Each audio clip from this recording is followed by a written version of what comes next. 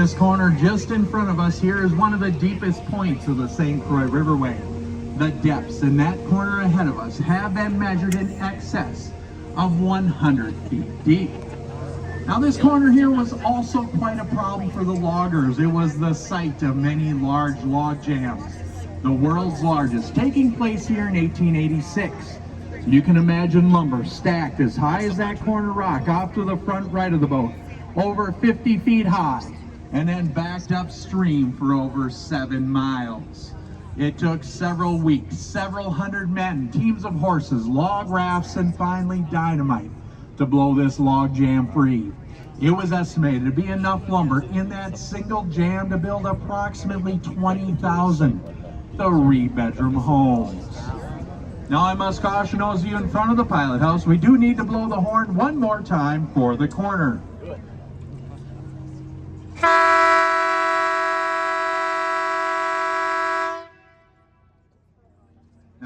If I have you continue looking at the Angle Rock off to our front right of the boat here, from this side you can see how Angle Rock has been divided into 3 equal vertical sections, almost if it has been cut by a knife. If you go to that center section of rock there today, come about 8 feet off the water's edge, you'll see a steel ring. There'll be another one of these steel rings, about even with the railing on the upper deck as we go around the corner, 4 embedded into the corner rock itself. Altogether, we have over 100 of these steel rings still left in the Dells areas today. They were put in by the loggers. They're made from a high-quality Swedish bell steel, which has not rusted or corroded in the past 175 years. If you were to hit them with a rock or a hammer, they chime much like a bell. We still use several of these steel rings and hooks today to tie up the 2 boats. The hook we are tied up to back at our main landing actually has an advertisement chiseled into the rock just beneath it. What's unique about that advertisement is it was done so long ago, they only left a 4-digit telephone number if you'd like to get a hold of that company today. If you'd like a really closer look at one of these, if you go down to the snack bar down there, we're actually utilizing one as being a paperweight for the napkins. Now back before the 2 towns of Taylor's Falls and St. Croix Falls were settled, the Sioux and the Chippewa Indian tribes are very prevalent here in this area. In later years came the early French explorers and the French fur traders. It took the Treaty of 1838 being signed down in Fort Snelling to open this area up to the loggers so they could get after the white pine timber. The very same day that that treaty was signed, a paddle wheel ship by the name of the Palmyra left St. Paul. She had been preloaded with enough supplies to build 2 large sawmills and 2 large lumber camps as far north as she could make it on the St. Croix River. Approximately 3 days after leaving St. Paul, the Palmyra steamed up here in the rocky portion. Actually pushed her bow against the rocky shoreline just behind us on the Wisconsin side, up in the bay there. That's where the captain and first mate got off the Palmyra and went up and surveyed those large rapids you saw just underneath the Highway 8 bridge of today. They realized they couldn't get the Palmyra any further up, so they backed the boat down out of the corner, bringing it down and tying it up where you see our floating dock tied up to today. This became the original port of Taylor's Falls and a very busy port. It would see as many as 250 steamships in a single summer, along with bringing supplies up to the loggers. They also brought Swedish immigrants here to the area. These Swedish immigrants came because it reminded them much of their homelands.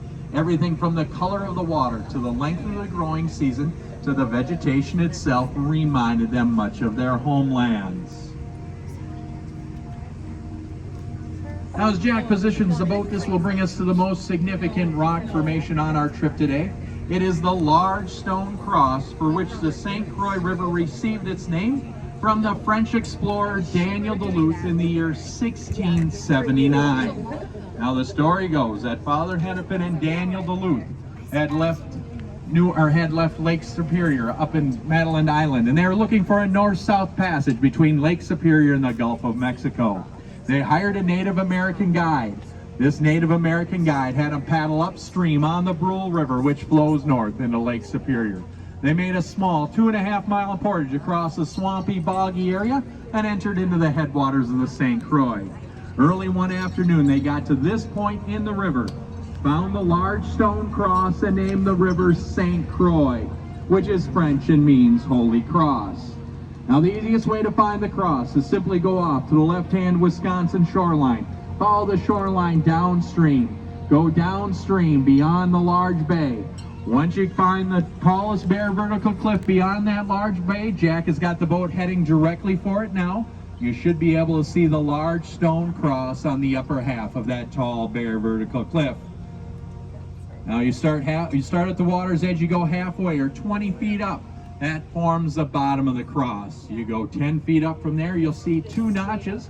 These two notches form the bottom of the cross arm. The top of the cliff is the top of the cross. You're looking at this cross from an extreme side angle. It's formed by the projection of the cliff. It's facing out towards the Minnesota side of the river. It's a 3D shaped cross, very similar to a red cross pin, if you were to take it and turn it sideways. It's a 3D shaped cross, very similar to a red cross pin if you were to take it and turn it sideways. Now as Jack turns the boat here back around, we'll start heading downstream. Now you do need the distance and the angle to actually see this cross. Now I've been accused of having a very overactive imagination here at the boat company. Okay. They tell me after 38 years here on the river, I tend to see things in these large rocks. Let me get out of the way. But I feel that you continue to look at the area of the cross and look back upstream at it as we go by. It is going to slowly turn into the profile of our first president, George Washington. Very similar to the way his face appears on a quarter. If you've got a quarter in your pocket, take it out. See how close you actually think I am.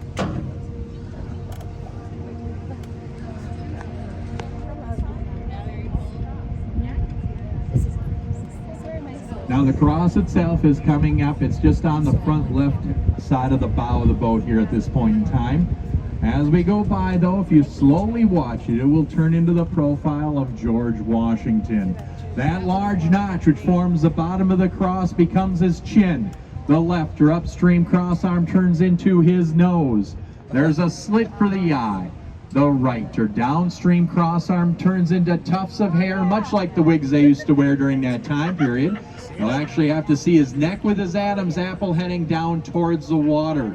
It is a rather large stone face of George Washington, just off to the left of the pilot house. You'll need to look back upstream at that area of the cross to actually see it. For those of you at the very back of the boat, it will take you just a moment longer to see him then. About midship now.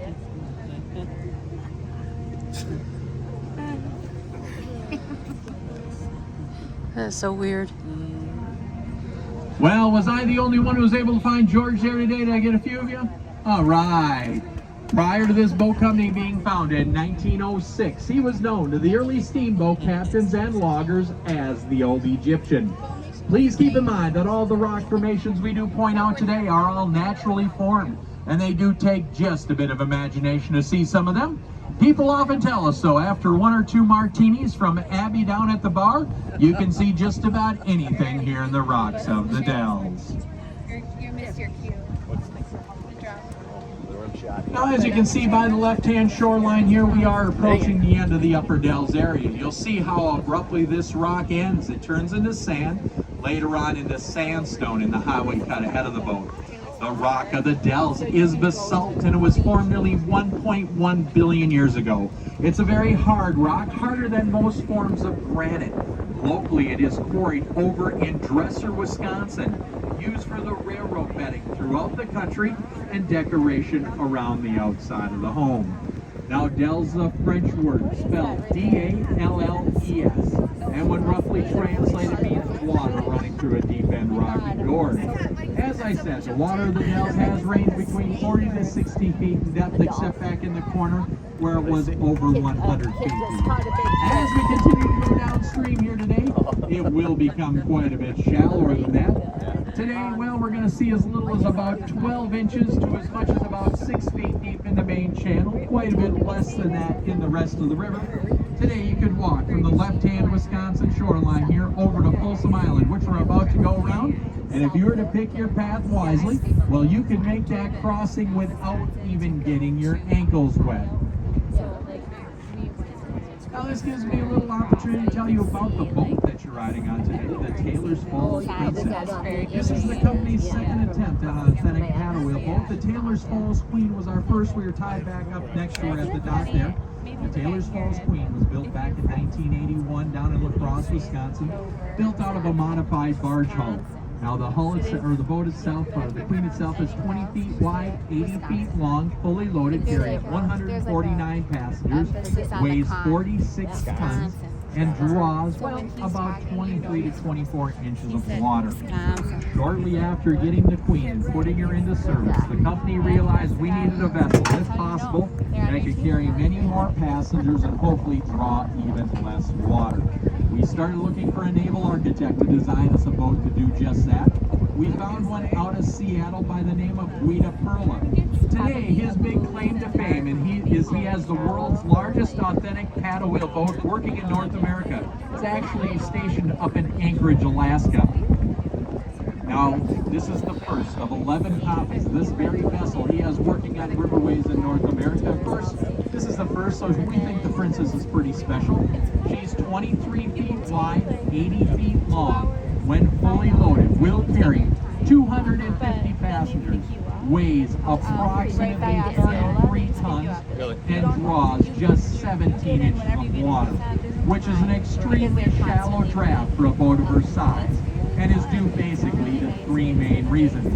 The first, she's a completely flat bottom boat.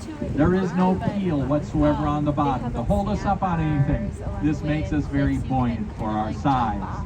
The second is the fact the boat is made entirely out of aluminum.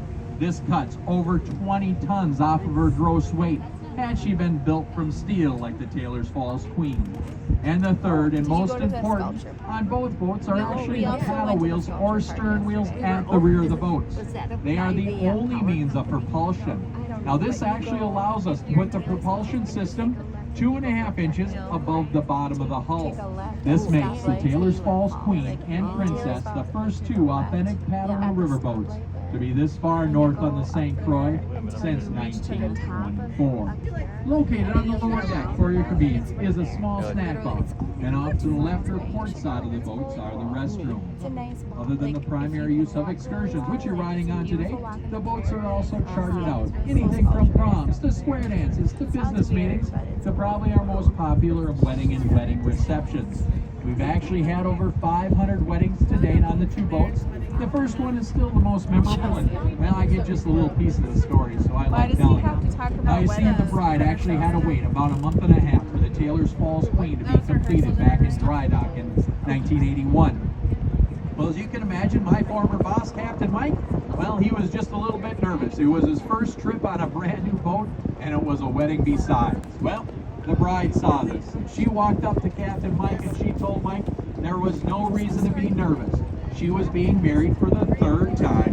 They get easier every time. At the end of that trip that night, she walked back up to Captain Mike and she told Mike she had such a great time, it was so beautiful, and if she ever got married again, it would be right here at the boat company. Well, you see, 17 years ago, she was true to her word. I got to drive wedding number 5 for her right here aboard the Taylor's Falls Princess.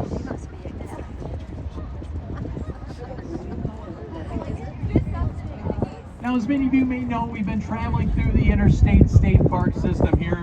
Minnesota's off to the right, just behind the tree line here. You can see their main camping portion. Just downstream is their main picnic area, then their group campsites. Wisconsin is on the other side of the island here. We'll be coming to the end of their main picnic area, and just downstream and in front of the boat is their main camping portion. The Minnesota Interstate Park was formed the year 1895, making that the second state park in Minnesota. Itasca was the first. I often get a lot of questions about Fort Snelling. At this time, Fort Snelling was still being used as a military installation, so it was not a state park yet. So this makes this the second state park. 5 years later, the Wisconsin State Park was formed, making that the first state park in Wisconsin. Shortly thereafter, these two state parks did combine to become the first two interstate state park systems in the nation. Unfortunately, these two state parks are owned, operated, and financed by their own individual state governments. And they do require an individual entrance fee to enter each state park. It's Minnesota side. This is the Minnesota side.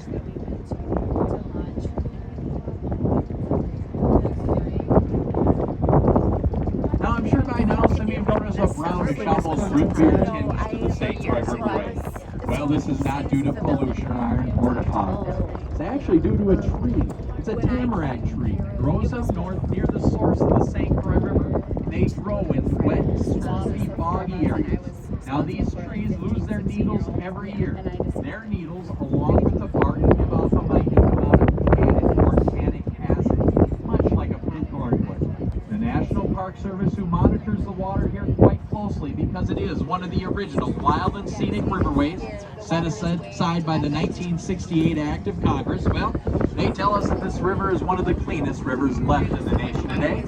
They say it's even clean enough that you can drink the water right from it, although I would not recommend it. Being such a clean river, we host a wide variety of fish native to both Minnesota and Wisconsin. Our largest being the river sturgeon and the Iowa trout. Now, the river sturgeon have been caught in excess of 7 feet long, and the Iowa trout have now been caught in excess of 80 pounds. Well, I'm sure by now some of you are probably wondering, what is Ryan talking about, an Iowa trout? Well, you see back up here in Minnesota and Wisconsin, well, we still refer to them as being